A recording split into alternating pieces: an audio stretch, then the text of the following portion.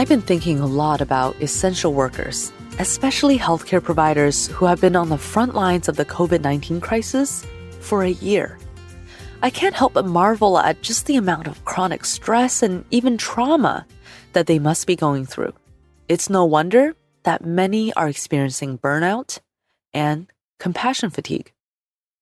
Welcome back to Savvy Psychologist. I'm your host, Dr. Jade Wu.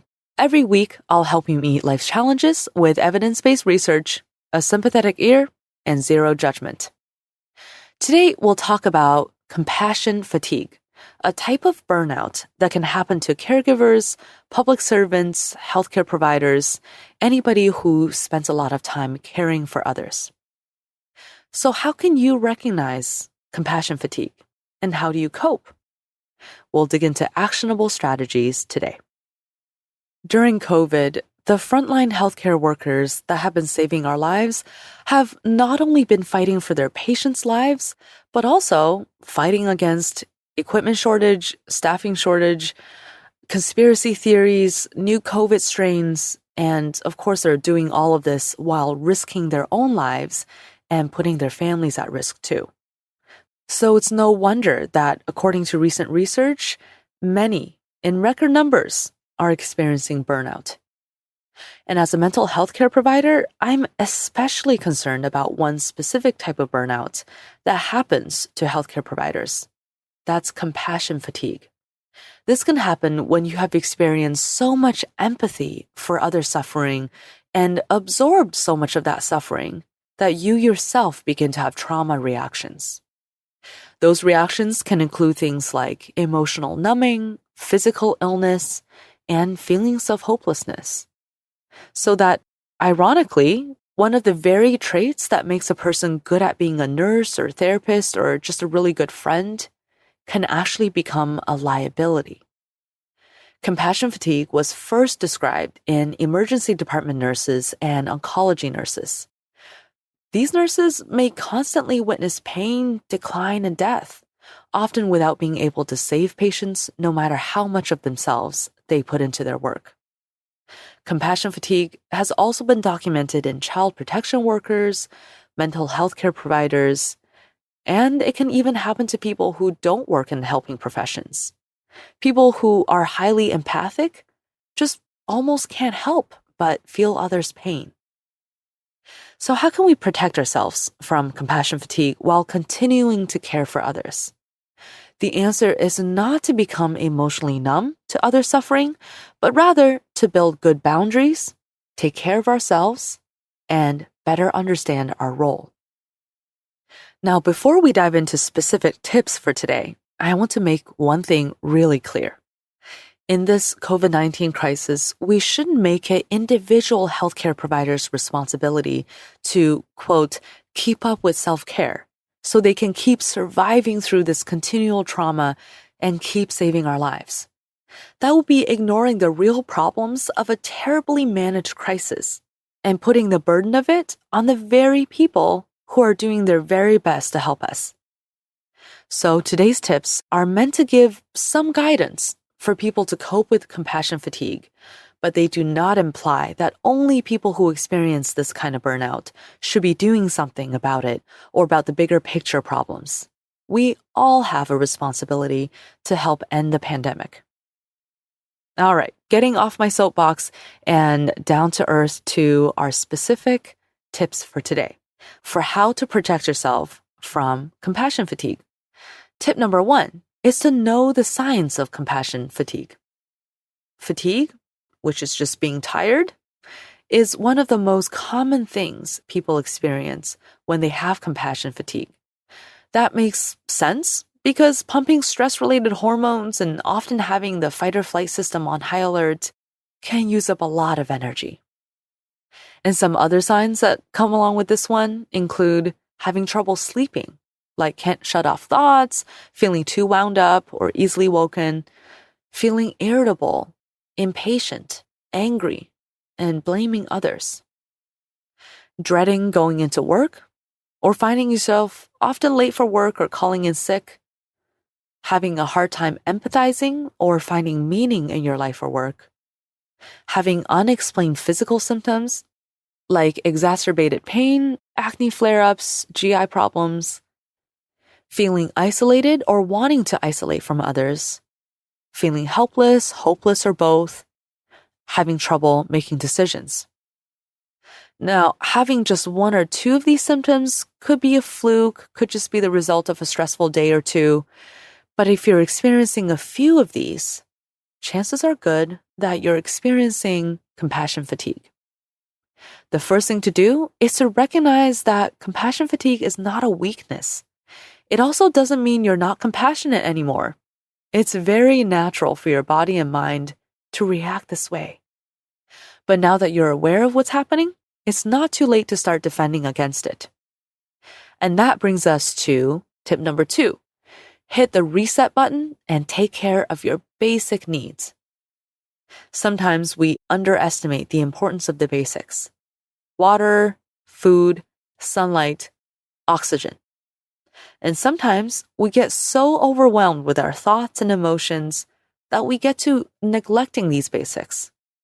It can almost feel silly to say it, but a powerful reset button for your body and mind can simply be one weekend of a few of these things, like carrying a water bottle everywhere and constantly sipping it, eating balanced meals and snacks at consistent times, because remember, rhythms are important, and even just spending at least 30 minutes per day outside in the sun. Bonus points if you're physically active or spending time with friends. At the same time, tip number 3 is really important too, and that is to beware of destructive coping methods. When we feel emotionally depleted, it can be tempting to reach for quick fixes and shortcuts. This might mean reaching for that 3rd or 4th glass of wine because it feels relaxing in the moment, or compulsively online shopping beyond our budget because we can find comfort in retail therapy, or saying hurtful things to people we love because it feels like that's the only way to express our anger. We'll try anything that gives us a chance to release some tension. The problem is that this release is only a distraction. It won't tap into what's really weighing you down. There's no need to judge yourself for these impulses. They're just your brain trying to help you cope with difficult feelings as quickly as possible. But now that you've noticed what's going on, be honest with yourself. Take a deep breath and say out loud, "This is not the coping method that's really helping me." Pour the rest of that wine down the drain and move on to the next step, which is tip number 4, practice self-compassion. You've been giving compassion to your patients or your family or total strangers, but have you been giving any to yourself? Do you forgive yourself for mistakes or cut yourself some slack when you need a break? Do you say to yourself the comforting things that you would say to your best friend or your patient?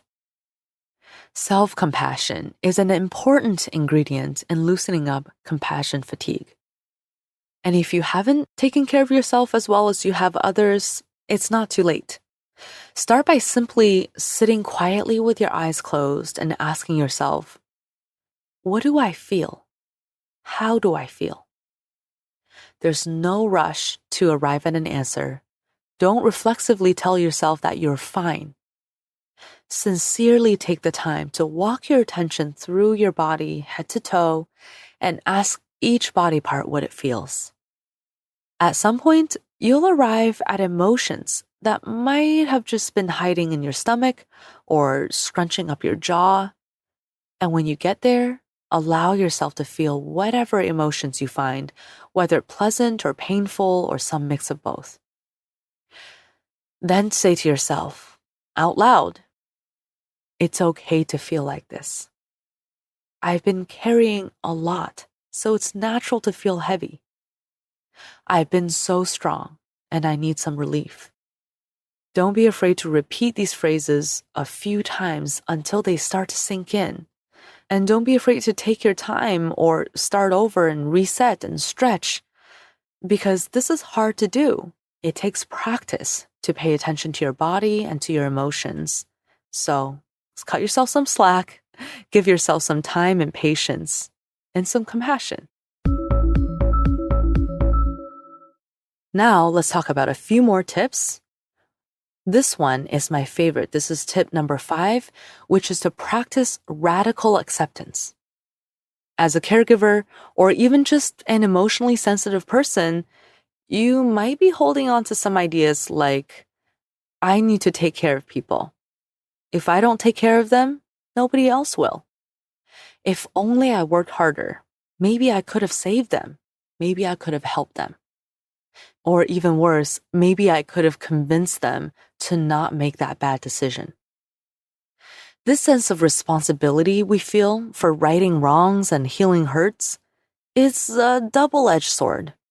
On one hand, it's the fuel that drives us to be compassionate, to be a nurse or social worker, a public defender, or just a very caring person. On the other hand, it can give us a disproportionate sense of responsibility to the point where we think we can, and therefore should, make everything right. The reality is that there are many, many things we cannot control, no matter how much we care. Even the best treatment cannot always save a patient, and the wisest advice cannot always change someone's mind.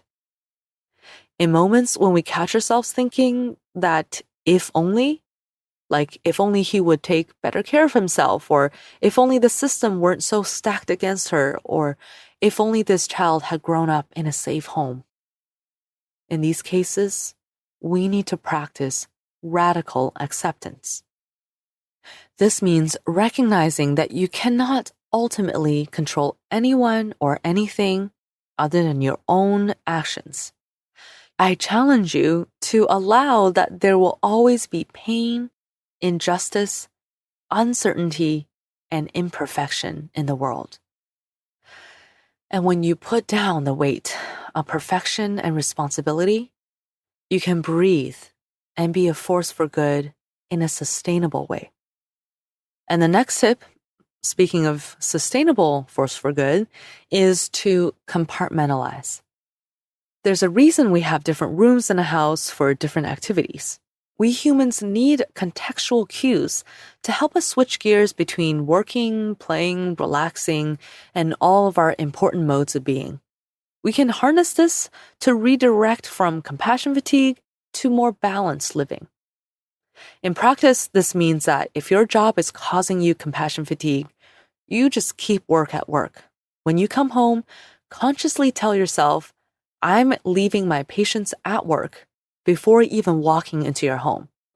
And then change out of your work clothes right away and immediately do something that takes up your attention. So not just a mindless chore that allows your mind to still keep ruminating and thinking about work. Ideally, you'd be doing something fun that takes your attention away. If your family or friends or something else is causing you compassion fatigue, try to designate a specific time and a small space in your home, or even better, outside of your home, where you can work on these issues.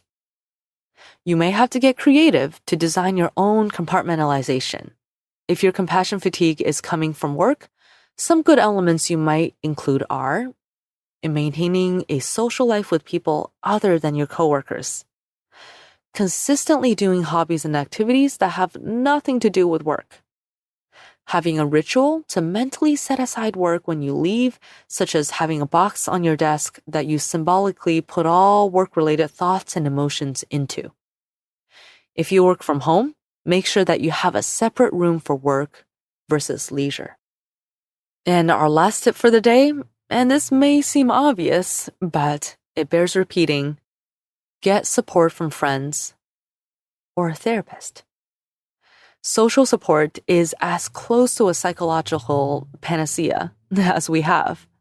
This may be especially true for compassion fatigue, a condition that can make us feel lonely and isolated even when we're surrounded by people. If you work in a helping profession, you may have access to support groups at work specifically designed to give you a safe place to vent. You'll be surrounded by others who experience similar emotional roller coasters, or emotional numbing, or confusing changes in the way they think about people, or dips in their ability to find meaning in their work. Sometimes just having these feelings validated can go a long way toward rejuvenating you. Better yet, join a mindfulness class or an art therapy group. These have successfully decreased compassion fatigue and increased compassion satisfaction for helping professionals. And if you don't have support groups, share your feelings with a trusted friend or coworker, someone who will not be judgmental. And of course, a therapist, too, can help you to process what you're going through. We all deserve to have an empathic ear when we've been lending ours, and to be carried when we've been carrying others. So I hope that you'll take some time to practice self-compassion, radical acceptance, and to set up a system of compartmentalization. Of course, this is all in addition to the basic foundation of taking care of your basic needs and not going to unhelpful coping mechanisms and generally maintaining good relationships and good support systems that will carry you in your moments of need. Thank you so much for listening, and let me know how you are doing in this COVID-19 crisis, what questions you have about coping through this really difficult time. So let's continue the conversation on social media. You can find me on Facebook and Twitter. I'm at QDT Savvy Psych and also at Jade Wu PhD.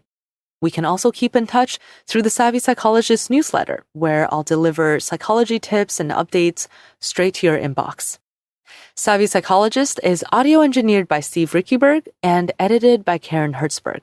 As always, Savvy Psychologist is strictly for informational purposes and does not substitute for mental health care from a licensed professional. Thank you for joining me, and I'll see you next week for a happier and healthier mind.